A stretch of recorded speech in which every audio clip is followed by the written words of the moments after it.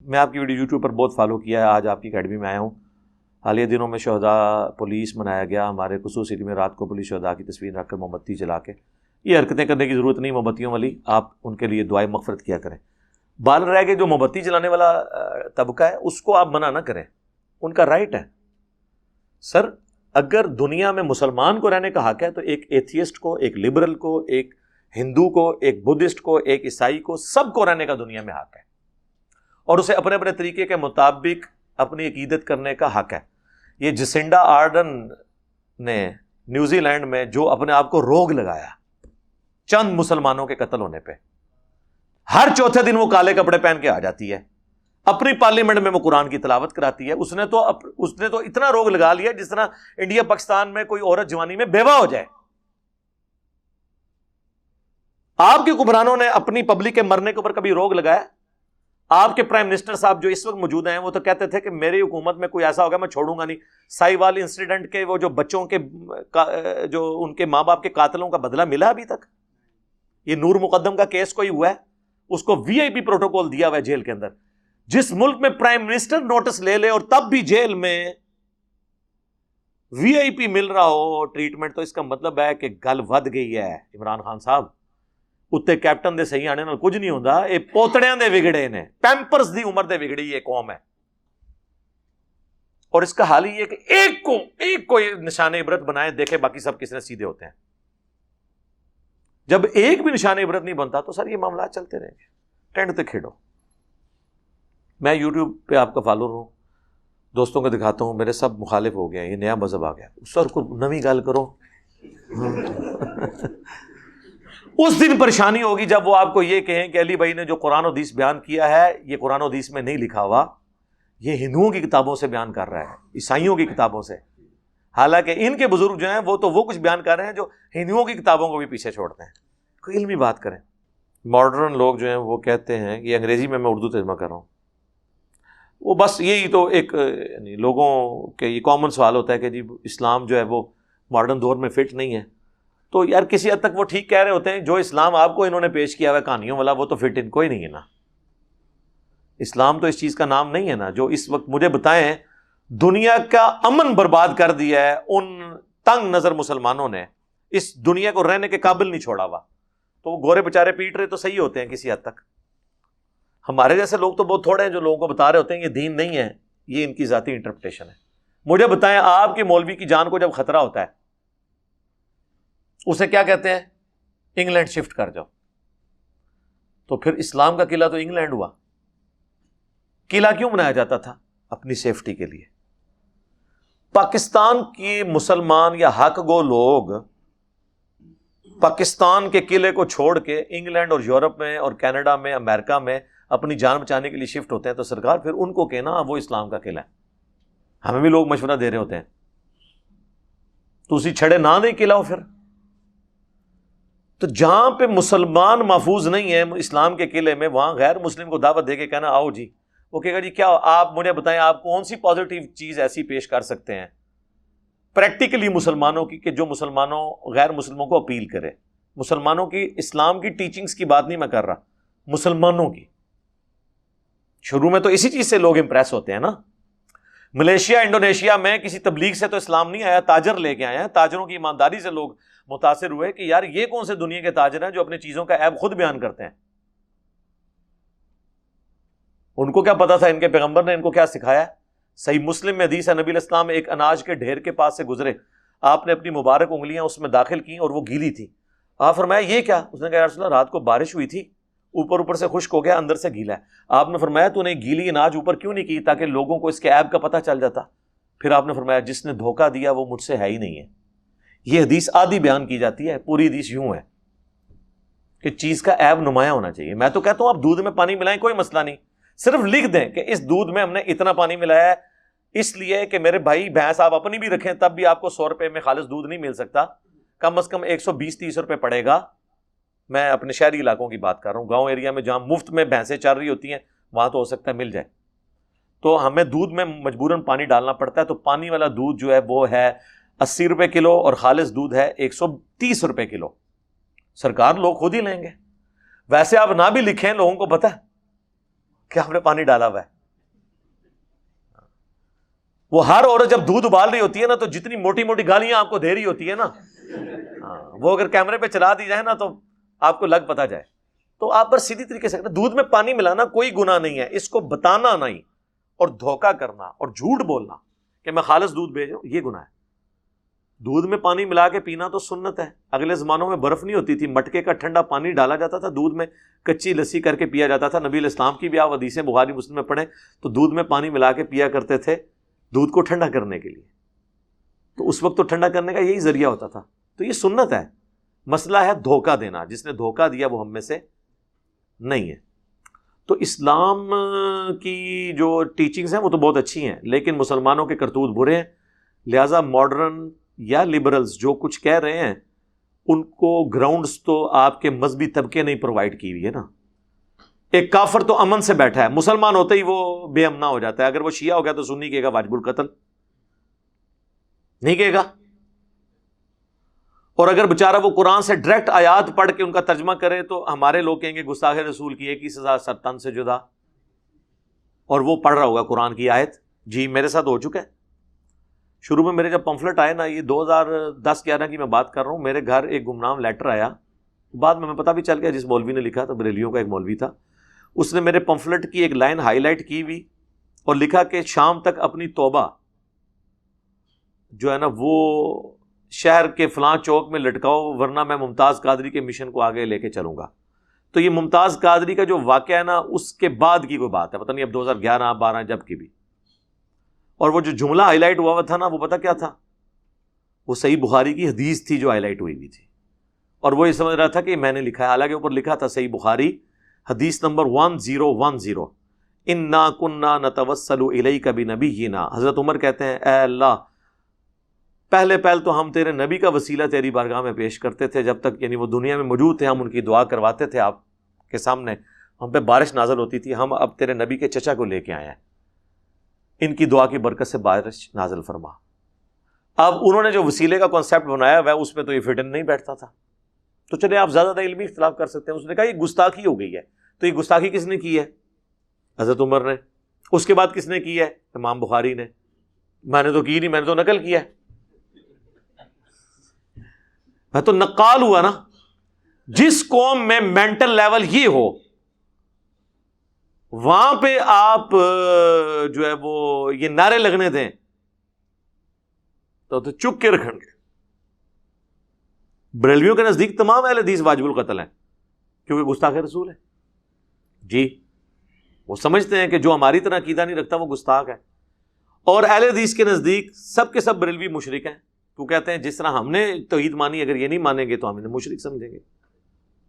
تو سرکار یہ چھوڑ دیں, آپ لبرلز کو اور ماڈرن لوگوں کو نہ روئیں, آپ اپنے گھر کی صفائی کریں. آپ کے مذہبی طبقے کے کرتوت ایسے ہیں. مجھے بتائیں آپ کہیں پہ کوئی دینی بات کر رہے ہوں چوراہے پہ کھڑے ہو کر اور وہ اس معاشرے سے ٹکراتی ہو, ایک کلین شیو بندہ اگر آپ کی بات غور سے سن رہا ہے نا, اس کے چہرے پہ ناگواری بھی ہے, آپ کو ٹینشن نہیں ہوگی. لیکن اگر وہ کوئی مولوی ہوا اور انہوں غصہ چڑھ رہا ہے تو انہوں ٹینشن ہو جائے گی کہ انہیں کدھرے نعرے تکبیر نہ بلند کر دے. تو جب ایک دیندار بندہ ایک دیندار شکل و صورت والے بندے سے ڈرے, یعنی یہاں پہ اگر 10 عیسائی پادری جو ہے نا وہ سلیب لٹکا کے نا پھر رہے ہو نا, مجھے ان سے کوئی خطرہ نہیں. لیکن 10 مولوی اگر یہاں پہ پھر رہے ہوں تو ظاہر ہے کہ پھر میں تو بٹ صاحب کو ساتھ ہی لے کے نکلوں گا. تو جب میرے جیسے بندے کا یہ حال ہے تو ایک بندہ, ایک ماڈرن اگر بندہ کہتا ہے جی میں ڈرا ہوا ہوں ان سے, تو صحیح کہہ رہا ہے بیچارہ, یار کام ہی تسی اتنا بڑا پایا ہے.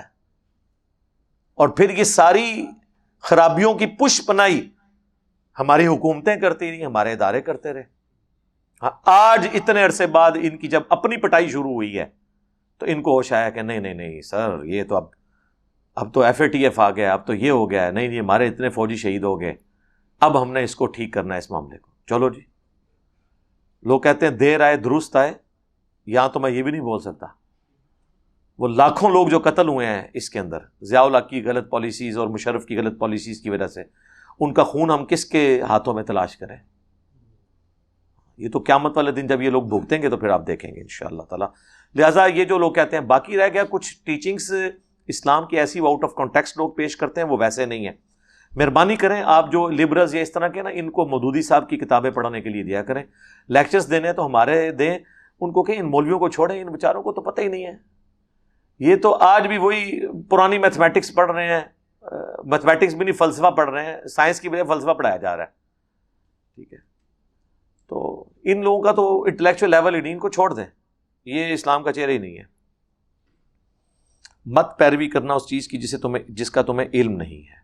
ہاں یہ قرآن کی آیت ہے جی، سورہ بنی اسرائیل کی 36، وَلَا تَقْفُ مَا لَيْسَ لَكَ بِهِ عِلْمٌ إِنَّ السَّمْعَ وَالْبَصَرَ وَالْفُؤَادَ كُلُّ أُولَٰئِكَ كَانَ عَنْهُ مَسْئُولًا. اے انسان اس چیز کی پیروی نہ کر جس کے بارے میں تجھے ڈیفینیٹ علم نہ حاصل ہو جائے، بے شک کان، آنکھیں اور عقل اس کے بارے میں پوچھا جائے گا. تو یہی تو ہم کہہ رہے ہیں بار بار، مرنے سے پہلے اے مسلمان کر لے اس پہ غور. کتابوں کا خدا اور ہے بابوں کا خدا، اور کتابوں کی علم کی بنیاد کے اوپر جو انبیاء کی وراثت ہے وہ آپ فیصلہ کریں. بالکل ٹھیک ہے جی. آپ ایتھیسٹ لوگوں کے خلاف اسپیشل ایک ویڈیو ریکارڈ کریں جی. بے شمار میری ویڈیوز ہیں ایتھیسٹ اور نان مسلم کے کوسچنس کے آنسر وہ آپ دیکھیں. اچھا پھر وہ کہہ رہے ہیں بعض ملحدین ہیں جن کے نام لکھے ہیں، میں ان کو مشہور نہیں کرنا چاہتا، ان کا نام لے کے وہ نوجوانوں کو بدظن کر رہے ہیں. نوجوانوں کو بدظن نہیں کر رہے، نوجوان خود ہی بدظن ہونے کے لیے تیار بیٹھے ہیں. نوجوان تو اپنی مرضی کی زندگی گزارنا چاہ رہے ہیں. ایتھیسٹ کے بارے میں پچھلی دفعہ بولا ہوں کہ ایتھیسٹ سے ہمارا اختلاف اس بات پہ نہیں ہے کہ وہ اسلام کے لونڈیوں کے سسٹم پہ بات کریں، نبی علیہ السلام کی زیادہ شادیوں پہ بات کریں. یہ بات کی چیزیں ہیں. آپ نبی علیہ السلام کی مکمل عزت کر کے ان کو جتنا مرضی درجہ دے دیں، ہم آپ سے راضی نہیں ہوں گے جب تک آپ اللہ کو نہیں مانتے. ہمیں کوئی انٹرسٹ نہیں ہے حضور سے ایلیگیشنز کو دور کرنے کا جو ملحدین کر رہے ہیں، جب تک کہ وہ اللہ کو نہ مان لیں. جب تک قادیانی ختم نبوت کے مسئلے میں ہمارے ساتھ بیٹھ کے اس مسئلے کو حل نہیں کرتے، ہم ان سے رفع الیدین آمین بالجہر پہ بات نہیں کریں گے. انہوں نے حنفی مرنا ہے، حنفی مر جائیں. رفع الیدین کرنا ہے، رفع الیدین کرتے ہوئے مر جائیں. ویسے تو نہیں کرتے، حنفی نے، میں تو ویڈیو بھی دکھاتی ہے. We follow generally Imam Abu Hanifa's fatwa were very largely accepted by the Ummah, and unless we find reasons to disagree with him, we would generally follow the Fiqh Hanafiya. Investigate personally, directly. The overbearing principle should be that you follow Hazrat Imam Abu Hanifa. This is the entire attitude of Jamaat Ahmadiyya. ہمارا اصل اختلاف ختم نبوت ہے، اور دیوبندیوں سے ہمارا جو اصل اختلاف ہے وہ المحند ہے. اصل اختلاف یہ نہیں ہے کہ وہ حنفی کیوں ہیں، یہ بات کی بات ہے. ایتھیسٹ سے اصل اختلاف ہے کہ وہ خدا کو نہیں مانتے. جو خدا کو ہی نہیں مان رہا، میں اسے یہ کیوں بتاؤں کہ نبی علیہ السلام نے حضرت عائشہ سے چھوٹی عمر میں شادی کیوں کی؟ فضول حرکت ہے. یہ میں اس کو قائل بھی کر لوں تو اینڈ تو رزلٹ یہ کہ وہ اللہ کو ہی نہیں مانتا. اس کائنات کے پیدا کرنے کا مقصد تو اللہ کی شناخت ہے، پیغمبروں کی شناخت یا ان کی عفت اور عصمت کی حفاظت تو نہیں ہے. یہ سیکنڈری چیزیں ہیں. پیغمبروں کی ہم عفت عصمت کی جو حفاظت کرتے ہیں وہ ان کی وجہ سے نہیں کر رہے ہوتے، اللہ کی وجہ سے کر رہے ہوتے ہیں. اور یہ کسی کو برا نہ لگے، کوئی گستاخی کا فتویٰ نہ لگا دے. یہ حضور نے خود ہمیں کہا ہے. جامعہ ترمذی میں حدیث ہے، اللہ سے محبت کرو، اس نے ساری نعمتیں اسی نے تمہیں دی ہیں، اور مجھ سے اس لیے محبت کرو کہ میں اللہ کا پیغمبر ہوں. اور وہ کہتے ہیں جی، وہ مجدد لفسانی کہا کرتے تھے شیخ احمد سنندی، میں تو اللہ کو مانتا ہی اس لیے ہوں کہ وہ حضور کا رب ہے. یار تو انسان ہے، یہ کی ہے؟ حضور کو اللہ نہ پیدا کرتا تو نے اللہ کو نہیں ماننا تھا. تو پیغمبروں کو خدا سے اوپر لے کے جا رہے. اتنی بڑی جرت تیری. قرآن تو کہہ رہا ہے لقد من اللہ علی المؤمنین اذ بعث فیہم رسولا. یہ اللہ کا احسان ہے کہ ان میں رسول اس نے بھیجا ہے. قرآن میں کئی جگہ ہے نبی تمہیں تو یہ امید بھی نہیں تھی کہ ہم تمہیں اللہ کا پیغمبر بنائیں گے. سورہ شورى میں ما كنت تدری ما الکتاب ولا الایمان. اے نبی اس قرآن کے نزول سے پہلے نہ تو آپ کو یہ پتا تھا کہ کتاب کس چیز کا نام ہے، نہ آپ کو پتا تھا ایمان کس چیز کا نام ہے. آپ بس بیسک ہیومن انسٹنکٹ کے اوپر مواحد تھے.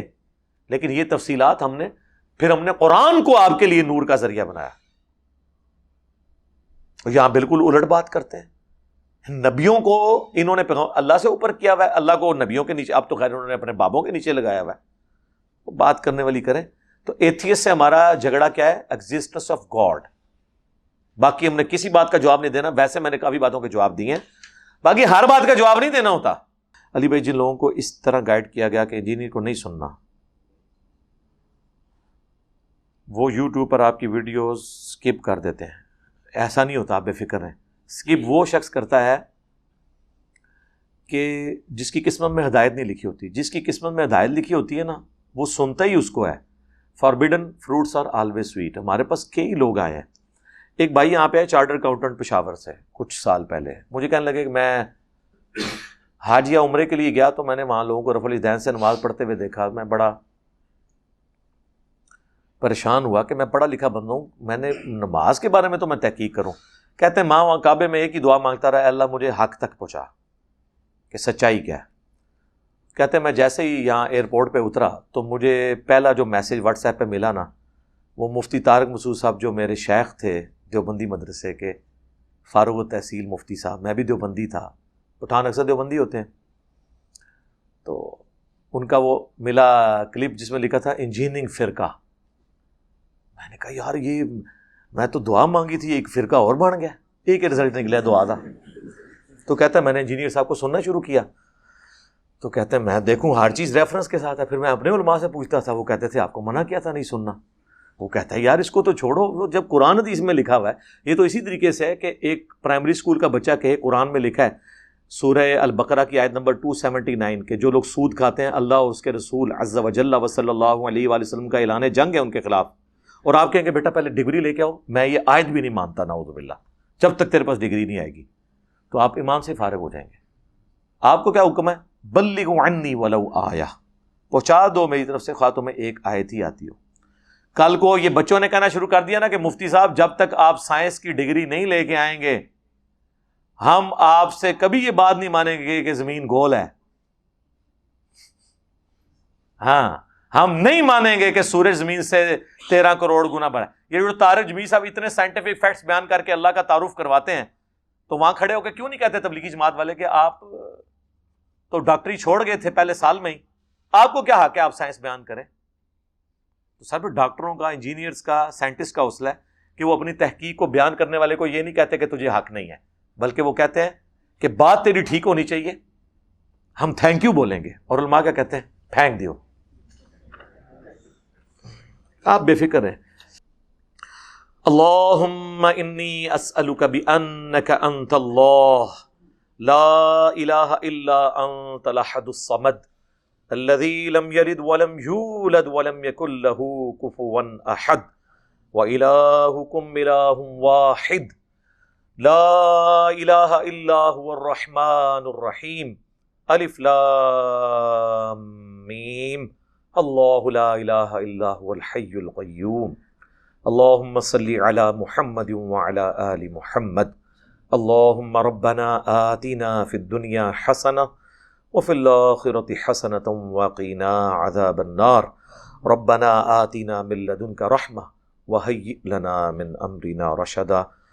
اے اللہ ہماری, ہمارے ماں باپ کی, ہمارے بیوی بچوں کی, پوری امت کی تمام دینی, دنیاوی, جسمانی, روحانی, ظاہری, باطنی پریشانیاں, تکلیف, مصیبتیں, دکھ درد, بیماریاں, دشواریاں دور فرما.